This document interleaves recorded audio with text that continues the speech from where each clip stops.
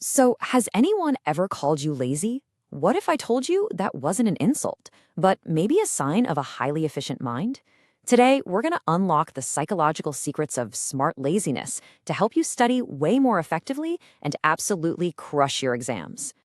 Oh man, if you're a student, I am willing to bet you know this feeling. That little pang of guilt when you see a pile of books or your disorganized notes, and this little voice in your head says you're just not working hard enough. But here's the thing.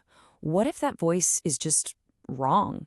Psychology actually suggests that some of these so-called lazy habits are your brain's genius way of saving its energy for the stuff that truly matters.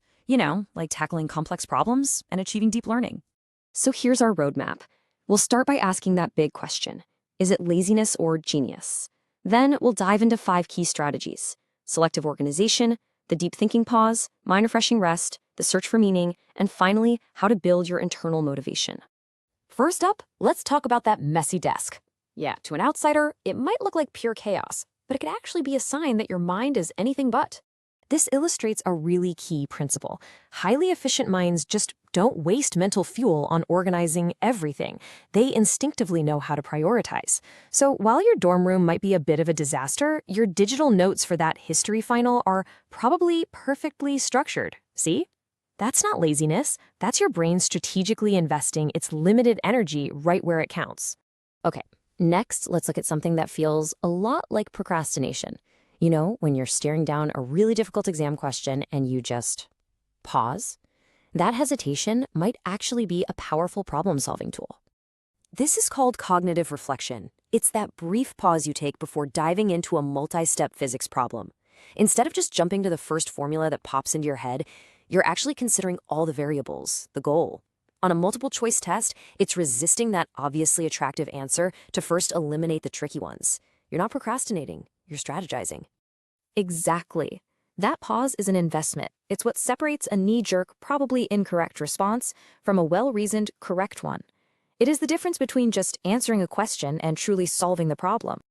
All right, strategy number 3 is a huge one, especially in a culture that seems to glorify all-nighters. We're talking about the critical importance of rest. From an academic standpoint, sleep isn't a luxury, it's an absolute necessity. During deep sleep, your brain is actively consolidating memories. That means all the information you study during the day is literally being filed away for long-term recall. Pulling an all-nighter actually sabotages this whole crucial process. So, how do you rest strategically? Try this simple plan. 45 minutes of intense, focused work. Then a 15-minute break where you completely disconnect from your screens. Go for a walk, listen to a song, do anything that truly resets your mind. This prevents that burnout and makes your next study session so much more effective. And now for our 4th strategy. Ever feel that deep, physical resistance to doing pointless assignments or what we call busy work? Well, it turns out there's a very good reason for that. An efficient mind is just wired for depth. It craves meaningful challenges. It wants to connect new ideas. It actively resists wasting power on surface-level tasks that don't lead to any real understanding. So if you'd rather spend 3 hours deeply understanding one difficult concept than doing 3 hours of mindless worksheets, that is not a flaw. That's your brain's curiosity system demanding a worthy challenge. Our final strategy is all about building a psychological shield. A shield against the pressures of grades, competition, and what everyone else thinks. This is called an internal locus of evaluation. It basically means your motivation comes from within. You study to master the material, not just to get an A. You're driven by your own curiosity and your personal goal of understanding the world, not by the need for praise or to beat someone else's score. This is the key to sustainable motivation and, frankly, mental peace during a stressful exam period. This is where that lasting drive truly comes from. While external rewards like good grades can provide a short-term boost, real, sustainable motivation comes from an internal desire to learn and grow. Focusing on this internal fire is what will carry you through the absolute toughest academic challenges. So, what's the key takeaway from all this? It's time to shift your mindset from hard work to smart work. It's about working with your brain's natural tendencies for efficiency, not constantly fighting against them.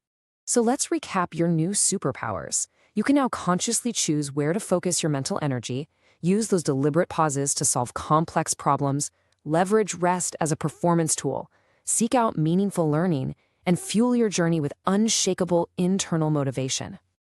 So I'll leave you with this question. Looking at your own habits, which of these so-called lazy traits can you reframe and consciously use as a strength in your studies? Because embracing it might be the smartest thing you do.